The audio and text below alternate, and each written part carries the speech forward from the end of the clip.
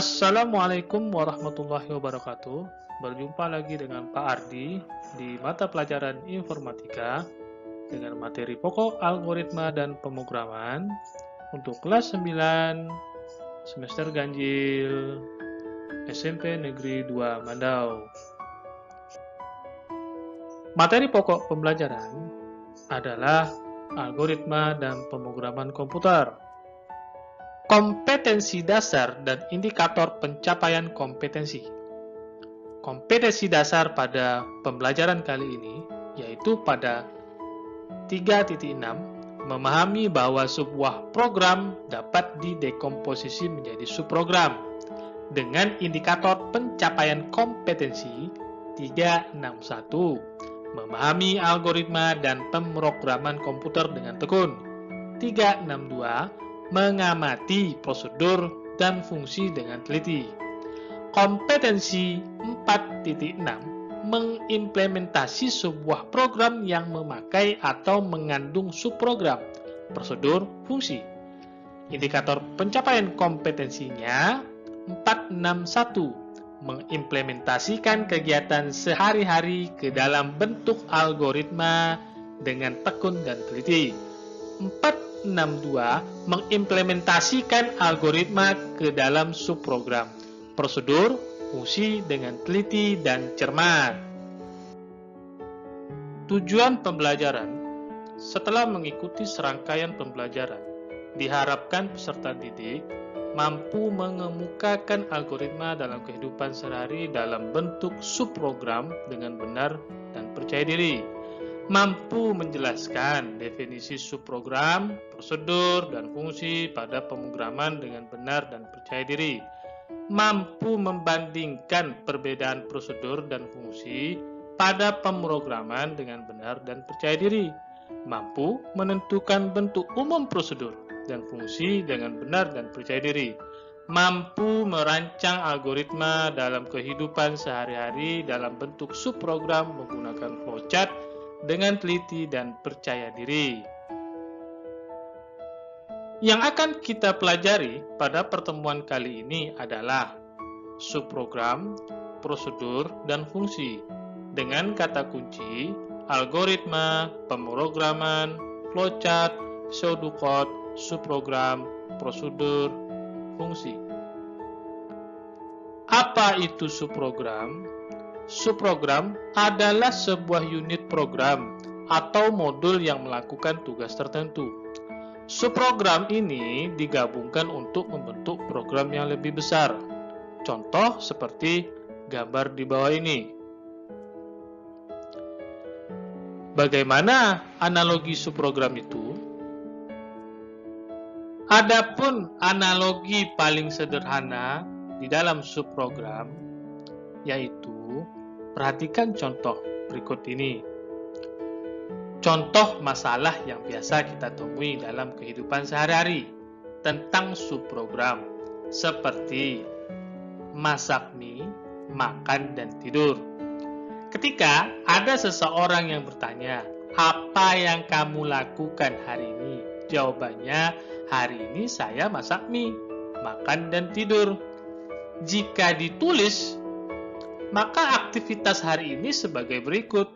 Kegiatan hari ini, masak mie, makan, tidur. Jadi, ketika kita menyebutkan kegiatan hari ini, masak mie, makan, dan tidur, artinya kita sudah menyebutkan subprogram kegiatan hari ini. Nama subprogramnya adalah masak mie, makan, dan tidur. Sehingga dapat digambarkan flowchartnya sebagai berikut. Berikut ini adalah gambaran bentuk flowchart kegiatan. Perhatikan flowchart tersebut. Nah, dari kegiatan memiliki subprogram masak mie, makan, dan tidur.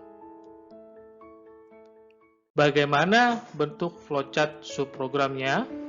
Perhatikan pada tampilan berikutnya. Nah, perhatikan. Ini adalah flowchart kegiatan hari ini. Kegiatan hari ini adalah program, sedangkan masak mie, makan, dan tidur memiliki flowchart masing-masing sebagai subprogram. Kegiatan memasak mie, berikut tampilan flowchartnya. Kegiatan makan, berikut tampilan flowchartnya. Kegiatan tidur, berikut tampilan flowchartnya. Ini adalah analogi dari subprogram dan program. Dalam subprogram terdapat 3 bagian utama, yaitu prosedur, fungsi, dan rutin. Di sini akan membahas prosedur dan fungsi. Ya. Apa yang dimaksud dengan prosedur dan fungsi? Hal yang pertama akan kita bahas adalah mengenai prosedur. Prosedur merupakan suatu program terpisah dalam bentuk blok sendiri yang berfungsi sebagai subprogram atau program bagian. Prosedur biasanya bersifat suatu aktivitas seperti mencari bilangan prima dari sekumpulan bilangan atau mencari bilangan genap dari sekumpulan bilangan dan sebagainya. Dalam artian programnya sekumpulan bilangan, prosedurnya bilangan prima, bilangan genap, dan lain-lain. Prosedur biasanya digunakan pada program yang terstruktur karena merupakan penerapan konsep program modular, yaitu memecah-mecah program yang rumit menjadi program-program bagian yang lebih sederhana dalam bentuk prosedur-prosedur. Untuk hal-hal yang sering dilakukan atau dipakai berulang-ulang, cukup dituliskan sekali saja dalam bentuk prosedur dan dapat digunakan atau dipanggil berulang kali jika diperlukan. Membuat kode program lebih mudah dibaca atau dimengerti, terutama programmer lainnya. Dapat digunakan untuk menyembunyikan detail program. Nah, ciri-ciri prosedur yang baik hanya memiliki satu fungsi tujuan atau logical inherent. Maksudnya, sebuah prosedur sebaiknya hanya mempunyai satu fungsi tujuan atau hanya memecahkan sebuah masalah dalam program dan tidak bercampur dengan tujuan lain. Hal tersebut agar prosedur lebih fokus sehingga tujuan dari sebuah prosedur lebih mudah dipahami. Tidak tergantung pada prosedur lain dalam artian independen. Sebuah prosedur sebaiknya bersifat mandiri, artinya sebuah prosedur dapat dijalankan dan diuji tanpa menunggu bagian lainnya, prosedur atau fungsi lain selesai. Selain itu, variabel yang digunakan dalam prosedur tidak mempengaruhi variabel yang digunakan pada bagian lain di keseluruhan program. Misal, dengan menggunakan variabel lokal. Berukuran kecil. Yang dimaksud ukuran di sini adalah panjang kode program atau panjang algoritma pada sebuah prosedur. Ukuran kecil pada sebuah prosedur agar prosedur lebih mudah dibaca, dipahami, maupun diperbaiki jika terdapat kesalahan pada sebuah prosedur.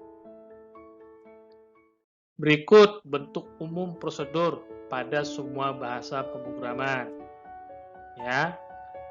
Void nama prosedur, daftar parameter, kode atau badan prosedur. Dibuka dengan kurawal, ditutup dengan kurawal. Contoh prosedur dalam bahasa C++. Ya, ini dari hasil output.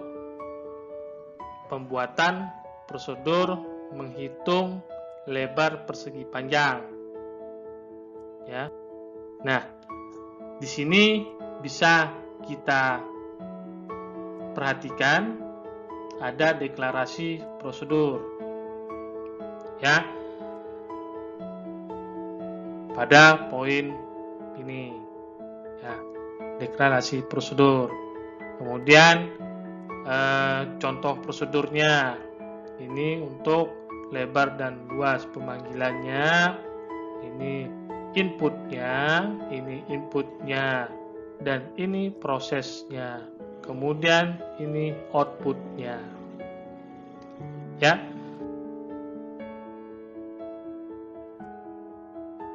Selanjutnya kita akan membahas fungsi. Apa itu fungsi? Fungsi merupakan suatu program terpisah dalam blok sendiri yang berfungsi sebagai subprogram atau program bagian. Sama seperti halnya dengan prosedur, namun tetap ada perbedaannya, yaitu fungsi mempunyai pengembalian nilai atau mengembalikan sebuah nilai, memiliki return value dari tipe tertentu, tipe dasar atau tipe bentuk, atau membalikkan nilai. Jadi perbedaannya dengan prosedur itu, di fungsi ada proses pengembalian nilai pada skripnya. Bentuk umum fungsi. Pada bahasa Pascal dikenal beberapa fungsi, misalkan ABS, PRED, SQRT, dan sebagainya. Fungsi-fungsi tersebut biasa dikenal dengan built-in function, sedangkan function yang akan dibicarakan di sini adalah fungsi yang kita buat sendiri, berbeda dengan prosedur. Fungsi merupakan modul program yang menghasilkan suatu kuantitas. Secara umum, bentuk header suatu fungsi yaitu sebagai berikut. Ini adalah bentuk umum fungsi menurut bahasa program masing-masing. Hampir sama di semua bahasa pemrograman, ya, tapi dengan sintak yang berbeda-beda. Nah, pada tampilan ini contoh fungsi pada bahasa C++. Nah, fungsi perkalian. Ini adalah script input, ya. Dari script bahasa C++ ini ada nilai balik, yaitu return A. A itu perkalian A, B, dan C. Dari hasil proses input A, B, C, hasil nilainya. Kemudian dibalik. Nah, kemudian output akan memanggil dari proses pembalikan nilainya. Nah, berikut hasil outputnya. Ketika masuk A, nilai B, nilai C, maka proses hasil baliknya, perkalian antara A dan A, B, dan C menghasilkan nilai 125. Ini adalah contoh fungsi perkalian. Apa perbedaan prosedur dan fungsi? Perbedaan prosedur dan fungsi, pertama, pada fungsi, tipe data nilai yang dikirim balik atau return value terdapat pada nama fungsi. Sedangkan prosedur tidak memiliki return value, misalnya return luas. Karena nilai balik berada di nama fungsi tersebut, maka fungsi tersebut dapat langsung digunakan untuk dicetak hasilnya, atau nilai fungsi tersebut dapat juga langsung dipindahkan ke pengenalan variabel yang lainnya. Misal, luas 1 sama dengan contoh fungsi panjang. Pada prosedur, nama prosedur tidak digunakan langsung, tidak seperti pada nama fungsi yang bisa langsung digunakan dari sebuah prosedur. Adalah parameternya yang mengandung nilai balik. Pada dasarnya, tidak ada perbedaan yang signifikan antara fungsi dan prosedur pada bahasa C dan C++. Hanya dibedakan dari return value atau nilai balik. Jika suatu subprogram tersebut memiliki nilai balik, maka subprogram tersebut disebut fungsi. Namun, jika tidak mempunyai nilai balik, maka subprogram tersebut disebut prosedur. Mengapa fungsi dan prosedur selalu digunakan? Pertama, meningkatkan kemampuan untuk menganalisis kesalahan. Jika terjadi suatu kesalahan, kita tinggal mencari fungsi atau prosedur yang bersangkutan saja dan tak perlu di seluruh program. Memodifikasi program dapat dilakukan pada suatu fungsi atau prosedur tertentu saja tanpa mengganggu program keseluruhan fungsi atau prosedur lain. Memecahkan program yang rumit dan besar menjadi program-program yang lebih sederhana atau kecil sehingga program lebih mudah dibaca dan mudah dipahami. Dengan memecah program menjadi sub-program yang lebih kecil, program dapat dikerjakan oleh beberapa orang dengan pembagian beberapa subprogram fungsi prosedur untuk tiap orangnya sehingga program cepat selesai dengan koordinasi yang mudah. Untuk aktivitas yang dilakukan lebih dari satu kali, sering dilakukan berulang-ulang. Fungsi dan prosedur dapat digunakan untuk menghindari penulisan program yang sama yang ditulis secara berulang-ulang. Yang terakhir, mempermudah dokumentasi.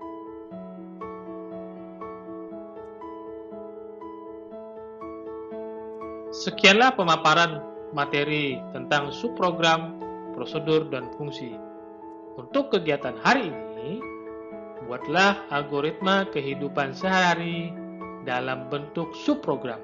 Gunakan aplikasi Microsoft Office Word atau aplikasi flowchart untuk membuat rancangan tersebut. Dan praktikkan lagi fungsi perkalian, pembagian, penjumlahan, dan pengurangan sesuai dengan contoh pada aplikasi Dev C++. Unduh LKPD pada link yang telah dibagikan untuk mendapatkan link download aplikasi Dev C++.